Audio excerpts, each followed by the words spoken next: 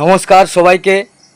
বারুইপুরে 12 বছরের এক নাবালিকাকে গণধর্ষণ করা হয় এবং খুন করে তাকে মাটিতে পুঁতে দেওয়া হয়। তো এই খবরটা কিন্তু অনেকে পেয়ে গেছেন, অনেকে হয়তো পাননি। তো আমি তাদেরকে বলতে চাই যে আপনারা ভাবুন, এই যে ঘটনাটা ঘটেছে, এরকম ঘটনা কিন্তু ঘটে আসছে একের পর এক। তো এরকম কিন্তু ঘটতে থাকলে কিন্তু একদমই চলবে না।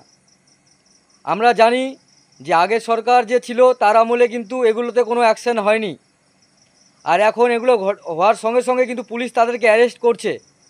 কিন্তু তাদেরকে অ্যারেস্ট করে ওই আইনের সাজায় কিন্তু এখন চলবে না। কেন চলবে না আপনাদেরকে আমি বলে দিই। এই আইন যেগুলো হয়েছিল এগুলো কিন্তু আইন অনেক দিনের পুরাতন, আর বছরের পর বছর দিনের পর দিন পাল্টে যাওয়ার পরে কিন্তু এখন কিন্তু অনেক পাল্টে গেছে। এখন সেই 2Gর জামানা নাই, এখন 5Gর জামানাতে চলে আসছে। আর আইন যেগুলো চলছে সেগুলো কিন্তু সেই ওই জামানার আইন চলছে। এখন যে আইন আপডেটিং 5G আইন আনা উচিত এই যোগীজির মতো। যেরকম যারা ধর্ষণ করবে তাদেরকে তো মৃত্যুদণ্ড হবেই, তার সঙ্গে সঙ্গে তাদের যেন বাড়িঘর প্রপার্টি যেন ক্র্যাশ করে দেওয়া হয়, এই আইনটা আনা উচিত। আপনারা সবাই এটা নিয়ে বৃহত্তম আন্দোলন চালু করুন, কারণ এগুলোতে ছোটো মোটো অ্যাকশন যদি হয়, সাজা যদি হয়, তাহলে কিন্তু এরকম ঘটনা বারবার ঘটতে থাকবে। আর আপনারা আশা করি বারুইপুরের সেই ঘটনাটা আপনারা এতক্ষণ পেয়ে গেছেন, যে 12 বছরের যে নাবালিকার যে গণধর্ষণ হয়। তাহলে একবার ভাবুন এটা একটা কীরকম দুঃখজনক বিষয়।